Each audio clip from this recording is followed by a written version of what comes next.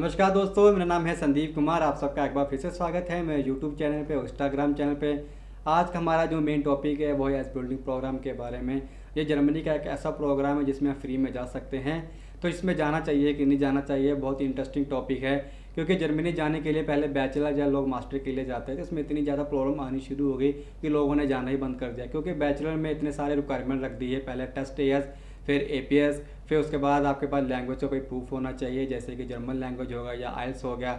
Master के लिए जा रहे हैं तो वहाँ भी ऐसे ही है, आपके पास एपीएस होना चाहिए या इंग्लिश प्रूफ होना चाहिए। टेस्ट एएस की रिक्वायरमेंट तो नहीं है, बट आपके पास ब्लॉक अकाउंट होना चाहिए। अगर आप बैचलर में जा रहे हैं या मास्टर में जा रहे हैं, दोनों में आपका ब्लॉक अकाउंट का होना जरूरी है। देखा जाए एक तरफ ब्लॉक अकाउंट भी लग रहा है और आपके पास ट्यूशन फीस भी लग रही है। जिनकी फ्री में एडमिशन आ जाती है गवर्नमेंट यूनिवर्सिटी में एडमिशन को तो कोई दिक्कत नहीं है, तो फिर भी वहाँ पे लोगों को प्रॉब्लम फेस करनी पड़ रही है कारण बजट के ऊपर। तो कई बार इतना ज़्यादा खर्चा हो जाता है कि वहाँ पे सर्वाइव करना मुश्किल हो जाता है। जो लोग इंग्लिश प्रोग्राम में जाते हैं उनको जॉब की दिक्कत आ रही है, क्योंकि उनको जॉब नहीं मिल रही है। क्योंकि जो स्टूडेंट जर्मन लैंग्वेज यहाँ से सीख के जाते हैं, चाहे बेसिक ही क्यों ना करके जाए, तो उनको जॉब में वहाँ पे कोई दिक्कत नहीं आती, वो ज़्यादा इनकम जनरेट कर लेते हैं। जो लोग वहाँ पे इंग्लिश पे सर्वाइव करते हैं वो लोग ज़्यादा इनकम नहीं कमा पाते हैं। जो लोग जर्मन लैंग्वेज साथ वहाँ पे रह रहे हैं वो ज़्यादा इनकम कमा लेते हैं। तो ये लेके जाए, अगर आप वोकेशनल प्रोग्राम में जा रहे हैं, जैसे हम आज बिल्डिंग प्रोग्राम के बारे में डिस्कस कर रहे हैं, ये बहुत ही इजी स्टेप होता है। बस आपके पास दो चीज़ें होनी चाहिए, आपका 12वीं का सर्टिफिकेट होना चाहिए और आपके पास जर्मन का लैंग्वेज सर्टिफिकेट होना चाहिए, B1 या B2। B1 कर लेते हैं तो आपको कम स्टाइपेंड मिलता है, अगर B2 कर लेते हैं तो उसमें ज़्यादा स्टाइपेंड मिलता है। तो आपका डिसाइड करना आपने B1 करना है या B2 करना है। तो लोगों को लगता है कि जर्मन लैंग्वेज बहुत ही टफ है, बहुत ही ईजी है। सबसे पहले इसमें A1 कराया जाता है। A1 में क्या होता है, आपको बेसिक वर्ड सिखाए जाते हैं, अल्फ़ाबेट सिखाए जाते हैं।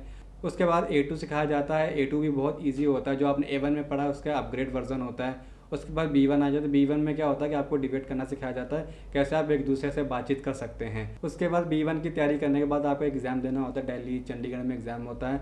जैसे आपके पास B1 का सर्टिफिकेट आ जाता है तो आप एस बिल्डिंग प्रोग्राम के लिए अप्लाई कर सकते हैं। सबसे बड़ी खासियत ये है कि एस बिल्डिंग प्रोग्राम में किसी प्रकार की कोई ब्लॉक अकाउंट की रिक्वायरमेंट नहीं है, कोई ट्यूशन फीस नहीं लगती है यहाँ पे, किसी प्रकार की कोई फंड की रिक्वायरमेंट नहीं है, ना ही यहाँ पे किसी प्रकार के फाइनेंशियल सपोर्ट की जरूरत पड़ती है और ना ही यहाँ पे किसी प्रकार के एपीएस की रिक्वायरमेंट है। तो देखा जाए जर्मनी जाने के लिए एपीएस की रिक्वायरमेंट होती है, पर एस बिल्डिंग प्रोग्राम ऐसा यहाँ पे एपीएस की रिक्वायरमेंट नहीं है, क्योंकि एपीएस में ही कम से कम 6-5 महीने लग रहे हैं लोगों को।